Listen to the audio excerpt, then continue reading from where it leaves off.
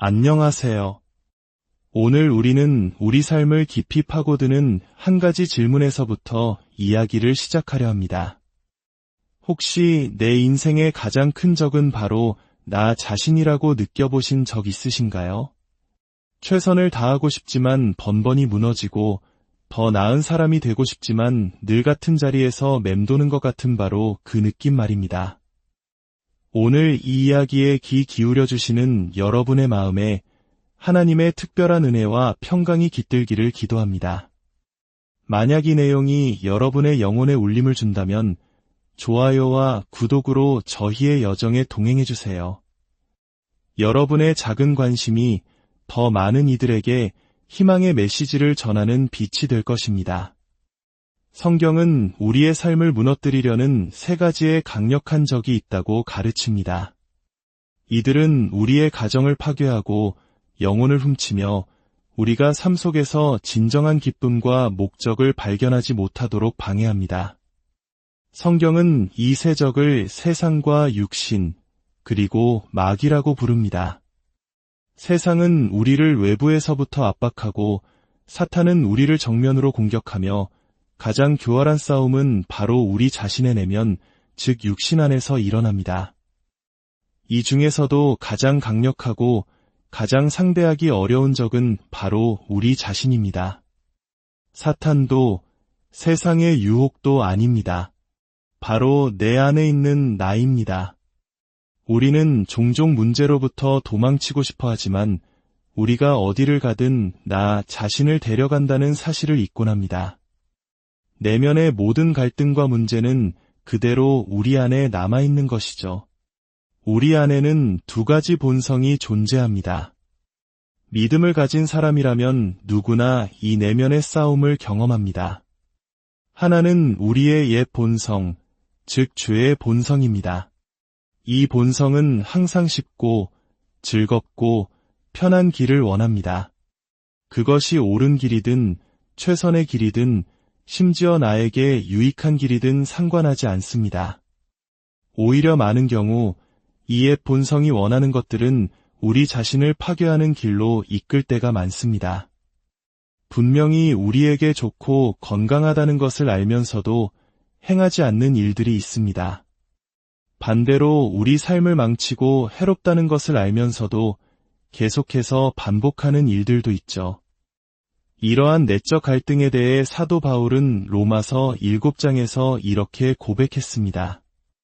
나는 내가 행하는 것을 알지 못하노니 곧 내가 원하는 것은 행하지 아니하고 도리어 미워하는 것을 행함이라. 내 속 곧 내 육신에 선한 것이 거하지 아니하는 줄을 아노니 원함은 내게 있으나 선을 행하는 것은 없노라. 내가 원하는 바서는 행하지 아니하고 도리어 원하지 아니하는 바 악을 행하는도다. 이것은 비단 사도 바울만의 이야기가 아닙니다. 바로 당신과 저의 이야기입니다. 우리는 우리가 알고 있는 선한 것들을 모두 실천하며 살지 못합니다. 만약 우리가 아는 대로만 살 수 있다면 지금보다 훨씬 더 성공적인 삶을 살고 있을 겁니다. 하지만 아는 것과 행하는 것 사이에는 깊은 골이 있습니다. 우리 안에는 옳고 최선인 것보다 쉽고 편한 것을 따르려는 본성적인 저항이 있기 때문입니다. 우리 삶에서 겪는 대부분의 불행과 고통은 하나님의 음성에 귀 기울이는 대신 내 자신의 목소리에 귀를 기울이기 때문에 발생합니다. 우리는 스스로에게 수많은 거짓말을 합니다. 어떤 생각이 떠올랐다고 해서 그것이 반드시 진실하거나 옳은 것은 아닙니다. 때로는 우리 자신을 합리화하며 스스로를 속이기도 합니다. 그렇다면 우리를 파괴하는 이 내면의 적들을 어떻게 이겨낼 수 있을까요? 성경은 우리 스스로를 파괴하는 7가지 강력한 무기가 있다고 말합니다. 그리고 동시에 로마서 8장을 통해 하나님의 영, 즉 성령께서 이 모든 무기에 대한 해독제를 주신다고 약속합니다. 먼저 우리를 파괴하는 7가지 무기는 다음과 같습니다. 첫째, 수치심입니다. 수치심과 죄책감, 후회에 사로잡혀 있는 한 우리는 결코 행복할 수 없습니다. 이것은 우리의 모든 기쁨을 앗아갑니다. 둘째, 통제되지 않는 생각입니다. 생각을 다스리는 법을 배우지 않으면 그 생각이 당신의 삶을 망가뜨릴 것입니다. 우리는 스스로에게 불행과 슬픔, 압박감을 유발하는 말들을 끊임없이 되뇌곤 합니다. 셋째, 강박적인 충동입니다. 이것은 내면의 욕망, 습관, 혹은 정욕이라고 불릴 수 있습니다.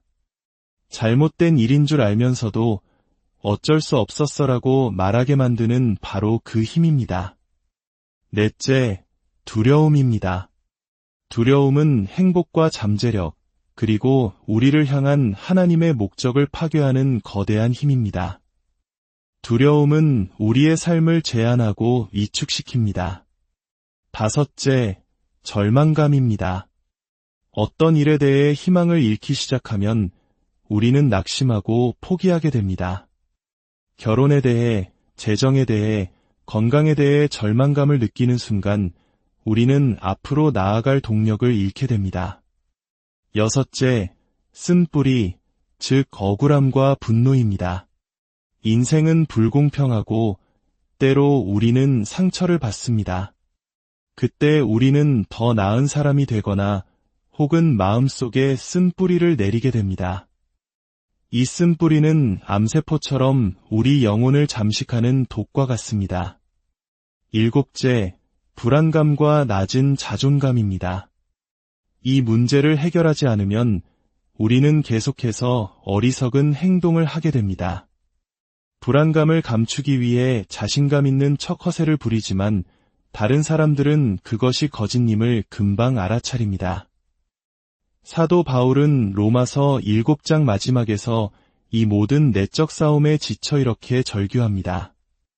오호라 나는 곤고한 사람이로다. 이 사망의 몸에서 누가 나를 건져내랴. 그는 스스로의 힘으로는 아무것도 할 수 없음을 깨달은 것입니다. 그는 무엇이 나를 자유롭게 할까 묻지 않고 누가 나를 자유롭게 할까 물었습니다. 그렇습니다. 우리 문제의 해답은 어떤 프로그램이나 책, 알약이 아니라 한 인격, 바로 예수 그리스도와 우리 안에 거하시는 그분의 영, 성령님이십니다. 이제 로마서 8장의 위대한 진리를 통해 우리 자신으로부터 자유로워지는 7가지 삶의 습관을 배우고자 합니다. 첫 번째 습관은 예수님께서 나를 위해 하신 일을 매일 기억하는 것입니다. 이것이 모든 변화의 출발점입니다. 이것은 우리를 수치심이라는 무기로부터 해방시킵니다. 로마서 8장 1절은 선포합니다. 그러므로 이제 그리스도 예수 안에 있는 자에게는 결코 정죄함이 없나니. 정죄함이 없다는 것은 우리가 예수님을 믿는다면 하나님께서 우리의 잘못에 대해 더 이상 심판하지 않으신다는 의미입니다. 왜냐하면 예수님께서 십자가에서 우리의 모든 심판과 정죄를 대신 받으셨기 때문입니다. 하나님은 우리가 죄를 지을 때 우리에게 분노하지 않으십니다. 예수님께서 이미 그 모든 죄의 대가를 치르셨기 때문입니다. 이 말씀은 우리가 그리스도인이 된 후에 죄를 짓지 않을 것이라고 말하지 않습니다. 우리는 여전히 실수하고 넘어질 것입니다. 그러나 더 이상 정죄 아래 있지 않다는 것, 즉 수치심과 죄책감 속에서 살아갈 필요가 없다는 것을 의미합니다. 예수님은 우리가 과거에 지은 죄뿐만 아니라 미래에 지을 모든 죄까지도 십자가에서 이미 값을 치르셨습니다. 이것이야말로 진정한 복음, 기쁜 소식입니다. 두 번째 습관은 성령님께 더 나은 생각을 달라고 구하는 것입니다. 이것은 통제되지 않는 생각이라는 무기를 물리치는 방법입니다.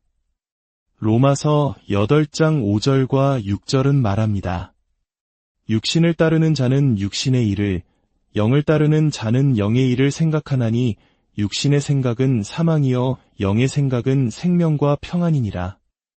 우리에게는 두 가지 사고방식이 있습니다. 나의 옛 본성에서 비롯된 생각과 성령께서 주시는 생각입니다. 육신의 생각은 결국 자기 파괴와 죽음으로 이어지지만 성령께서 주시는 생각은 생명과 평안으로 우리를 인도합니다. 삶의 영구적인 변화를 원한다면 성령님께 더 나은 생각을 달라고 기도해야 합니다. 이것은 대체의 원리입니다. 우리 삶에서 부정적인 것을 바꾸고 싶을 때 그것과 싸우려 저항하는 대신 더 나은 것으로 대체해야 합니다. 예를 들어 TV를 보다가 보고 싶지 않은 장면이 나오면 보지 말아야지라고 되뇌는 대신 그냥 채널을 돌려버리면 됩니다. 그 순간 그 장면은 더 이상 우리에게 아무런 힘을 발휘하지 못합니다. 부정적인 생각이 떠오를 때 그것에 저항하기보다 성령님께 기도하십시오. 성령님, 이 생각 대신 하나님의 진리로 제 마음을 채워주세요. 세 번째 습관은 내게 아니오라고 말할 새로운 능력이 있음을 깨닫는 것입니다. 이것은 강박적인 충동이라는 무기를 이기는 길입니다. 예수님을 믿기 전 우리에게는 오직 자신의 의지력밖에 없었습니다. 그리고 의지력은 쉽게 닳아 없어집니다. 하지만 이제 우리 안에는 성령께서 거하시며 자기 파괴적인 것들에 대해 아니오라고 말할 수 있는 새로운 능력을 주십니다. 갈라디아서 5장 16절은 이렇게 말합니다. 너희는 성령을 따라 행하라 그리하면 육체의 욕심을 이루지 아니하리라. 이 말씀은 성령을 따르면 욕심 자체가 없어진다고 말하지 않습니다. 유혹과 충동은 여전히 존재할 것입니다. 하지만 그것을 이루지 않을, 즉 그 욕심을 만족시키지 않을 힘을 얻게 된다는 의미입니다. 더 이상 우리는 옛 본성의 노예가 아닙니다. 유혹의 순간에 성령의 도우심을 구한다면 우리는 그 충동을 이겨낼 힘을 얻게 될 것입니다. 네 번째 습관은 두려울 때마다 하나님께로 생각을 돌리는 것입니다. 이것은 두려움이라는 무기에 대한 해독제입니다.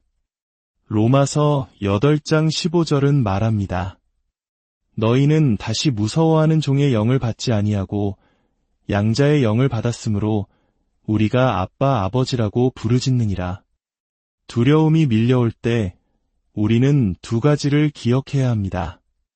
첫째, 나는 하나님의 가족이라는 사실입니다. 우리는 더 이상 두려움의 노예가 아니라 하나님의 자녀입니다. 우주를 창조하신 분이 나의 아버지이시며 그분은 자신의 자녀를 보호하십니다. 둘째, 우리는 그 아버지께 부르짖을 수 있습니다. 아빠, 아버지, 제가 두렵습니다. 어린아이가 무서울 때 아버지를 찾듯이 우리는 두려움 속에서 우리의 하늘 아버지를 찾을 수 있습니다. 그때 하나님은 우리의 두려움에 집중하는 대신 그분의 강하고 사랑이 넘치는 임재에 집중하도록 우리를 도우십니다. 하나님이 우리에게 주신 것은 두려워하는 마음이 아니요 오직 능력과 사랑과 절제하는 마음입니다. 다섯 번째 습관은 단기적인 것이 아닌 장기적인 것에 초점을 맞추는 것입니다. 이것은 절망감이라는 무기를 이겨내는 지혜입니다. 우리의 생각이 단기적일수록 실패하기 쉽고 장기적일수록 성공적인 삶을 살게 된다는 연구 결과가 있습니다. 그리스도인으로서 우리는 가장 장기적인 관점, 즉 영원이라는 관점을 가지고 있습니다. 이 땅에서의 삶이 전부가 아님을 알 때 우리는 단기적인 고통과 어려움을 더 잘 견뎌낼 수 있습니다.